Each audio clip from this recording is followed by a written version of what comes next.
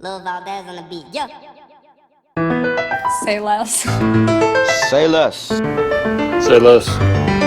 Say less. Say less. No, say less. Say less. Hey, it's Valdez back in another video, and yeah, man, today we're here reacting to it's like a documentary type of collection of interviews type. I don't know, but yeah, so basically it's like a documentary interview thing based on Lil Peep and his musical project Hellboy. They just re-released it, like they mixed and mastered it like better, and they put it on all streaming platforms, I'm pretty sure, and all that. So they ain't it better, mixed and master. You know how they release old projects from artists to relevancy, you know, make it present, stuff like that. So they did that, and they dropped this along with it. I guess just talking about the experience of the album, like during the creation process and all that stuff. So yeah, a couple of you guys commented, let me know that you guys were interested in me seeing it. I mean, I'm watching it, reacting for you guys, and I said, sure. Sure, I love it. I seen this too, but then like right when I seen it, I seen some of you guys commenting, so I said, you know what, I'm gonna just do a reaction to it. I think you guys would like that, and I would like it too. So yeah, it's called Hellboy Stories, No Rules. So yeah, let's get into it.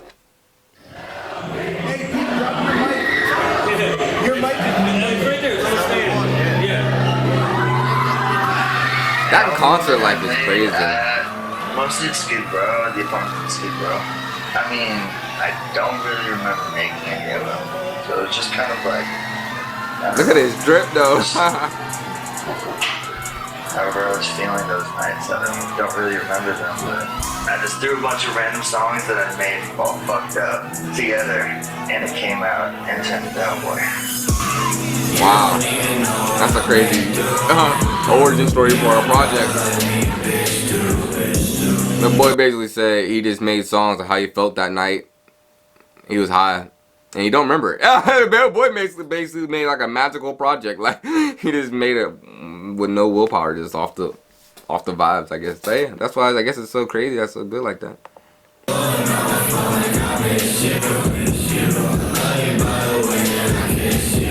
I'm not really stopping out on a lot also. I don't want to make it like 8 hours. There was a lot of music that was made here, but there was just a lot of like crazy turn-ups here. Like I remember we would throw parties where we would like charge people money and then just use that money to like pay rent. That was fun. That was fun.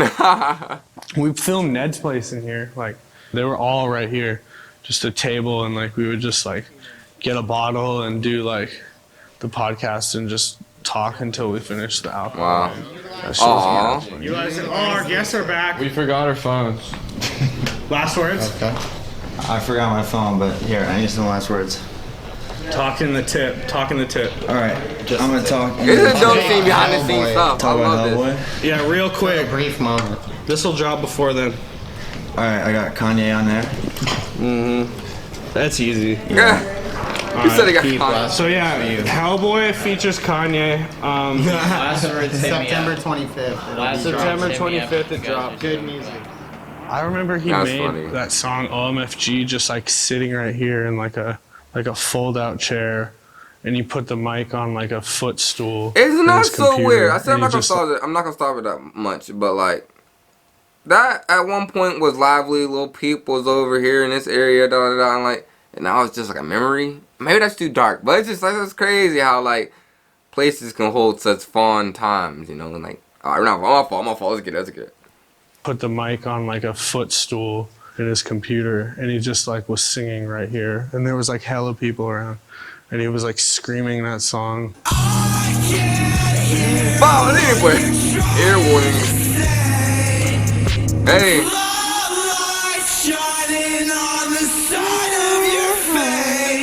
Trace. Bro, when he was recording Hellboy, They that put shit him in was so there. like hella inspiring, because he recorded some of it at the Loft, and he'd be like, all right, shh. And he would just scream his lungs out in front of everyone. You can't care, bro. I couldn't do that shit. It's just like fucking up and all. Like, I was like, damn. You got face tattoos. You really can't care like anymore. You gotta go all out. People got stage fright. And he would like and he's singing on a party as loud as he possibly could, and just not caring what anyone else in the room thought. There's like sweat pouring down your face, and you're like screaming, like, you know, your voice is cracking and stuff. Like I feel like that exemplifies like how his music was driven by passion. I just knew that music was what I wanted to do, and I knew that if I did whatever Little else people did with a who lot of inspired emotion me in behind the that stuff. underground, and just went and got a microphone and a computer and an audio interface, spent $300, and then you have the whole world in your hands, literally. You just need the talent and the hard work at that point. Bars. Look, that's a lesson, yo. For real, you don't gotta spend all that crazy money. At least when you first start out, you don't need to spend all that money like he just got a microphone, computer, and this his willpower drove him. Like me, I started off camera. I don't even know how I got the camera. I think I bought it. I think so. I don't know, but it was my first camera was literally a cheap camera. I just started and just making videos, and then I upgraded. But like for real, you don't need much. You don't need much. Peep and Valdez. I make that what I'm saying. You don't need much for to start. Buddy, shout out my boy Diz. Shout out everybody. Shout out Home Movies. This is some high Love quality you all. Very positive. interview Shout stuff. out Smoke Stack. Hey, if you see Peep, tell him. But like the Loft basically was just, it was this non-stop music thing. Like I remember I actually made like a the beat for scene. Cobain for Peep, and the beat I exported it as I feel like shit and I'm laying next to Peep's mattress. How did you feel tonight? Man, I felt pretty good, bro. I was high as shit. You feel me? It almost seems fake now that I think about it. It was just like it was like anarchy. It's like any total These boys chaos, are some characters, like anything Look at goes. little Tracy. Anything. It's just like a fucking big open space. You didn't get noise complaints. So I'm sorry, that's gonna be like a last stop. That's like this. That's a good spot. Find a spot, and you and some guys who have the same goals and ideas, or just some creative people who are like, say you're all about music. Go get a spot and then make that spot just your music spot, or go have a place and that's just a filming spot, that's your gaming spot. All there, great stuff happens out of that stuff. So this seems like what they did. They basically just found a spot and just came through, had parties, got inspiration, and just made music and and made some history, bro. Some iconic classic scenes right here, no cap. Just had all this freedom. When we were in Pasadena together on couches, and when we were in Whittier on couches, we were under somebody else's roof for real. And then this was our first experience where it was like, this is our shit. Like, this is our fucking world. Hey. This stupid little loft is like our world. We can do whatever the fuck we want here. You know, there's no rules. So the first time that I remember me and Pete recording together was the song Girls, and that was when we were all living in the lofts. I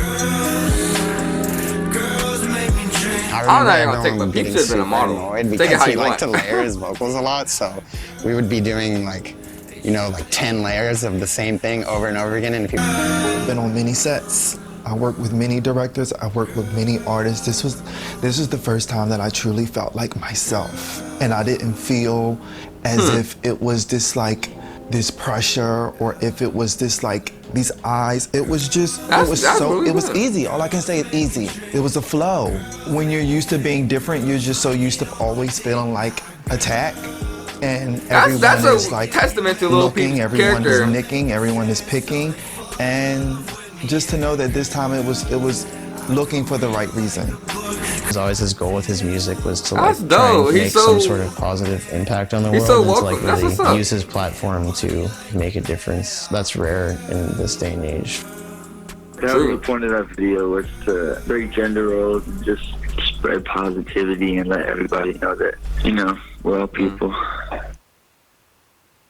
I just started He's to a making so music with wholesome him guy. more than anybody at that moment. So I would just try to make shit that I knew he would be able to get on, like OMFG or like Drive By with Xavier Wolf.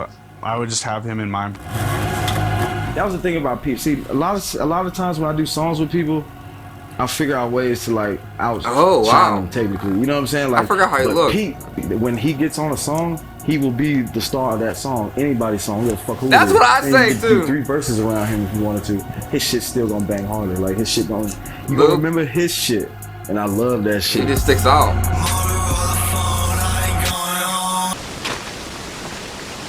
That stuff is tripping me out, no cap. It'll give me a headache. Oh, that flickering.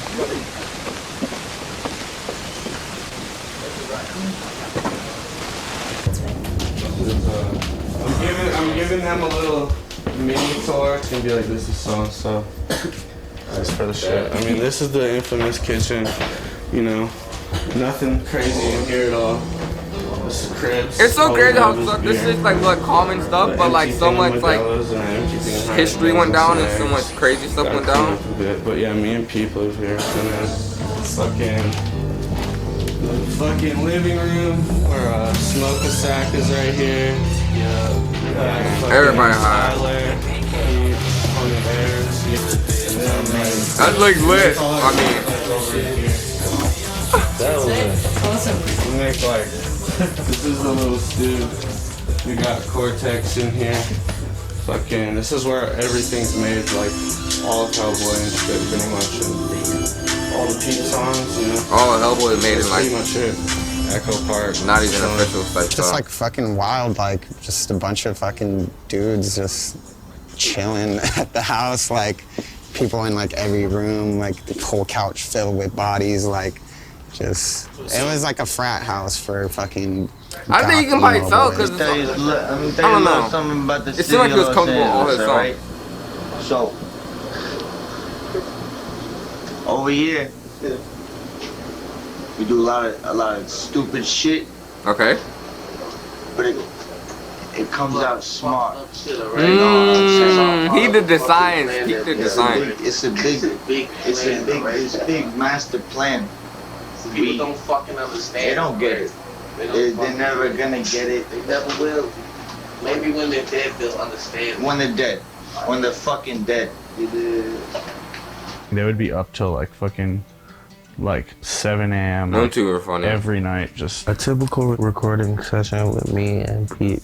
He would be mixing, so he would be like in a little rolly chair on the computer, and I'll be on the couch.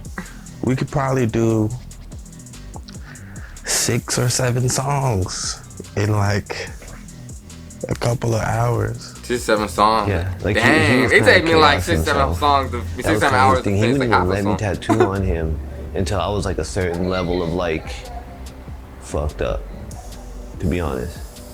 Like Boy he got a liked tattoo that. on his mustache. Like one time I was off like a bunch of Xans and I was doing the Hellboy tattoo on his throat and I fell asleep while tattooing him. Yeah, and I like fell forward and like I like tattooed a line on his chest and he like loved that shit. That was like his shit. He like never let me fix it. Yeah, that was like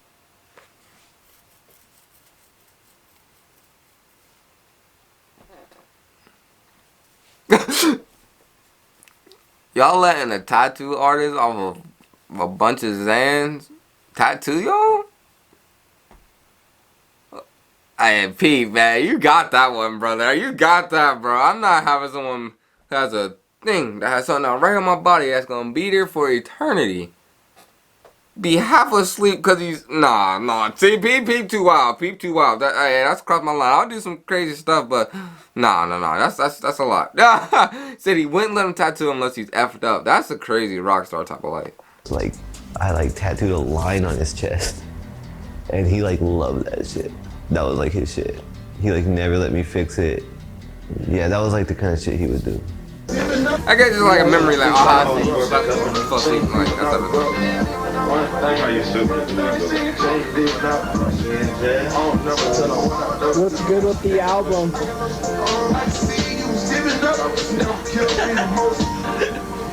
It sucks.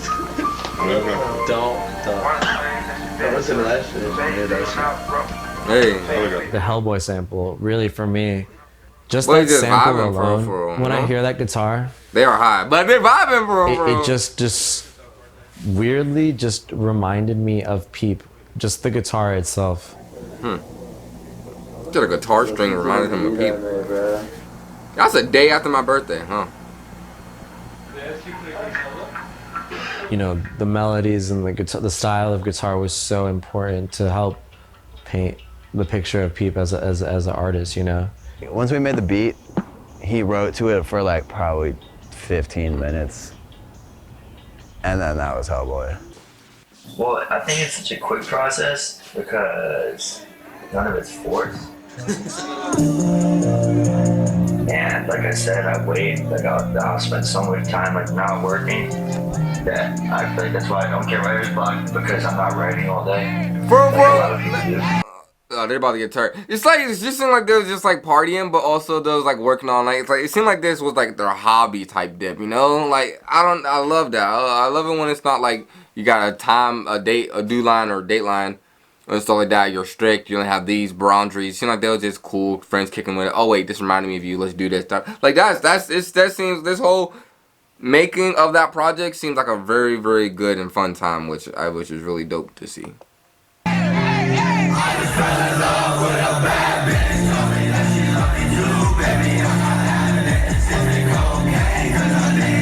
like kind of doing the opposite and just like having fun, not having fun, and building up, you know, I don't even know it, but I'm subconsciously like building up content.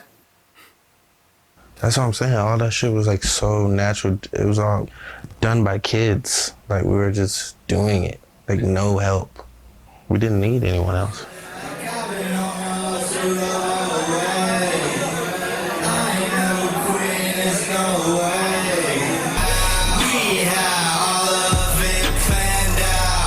That's an interesting like concept.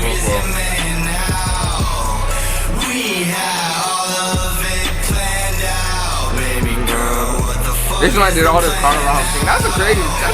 It's intimate. It's intimate for sure.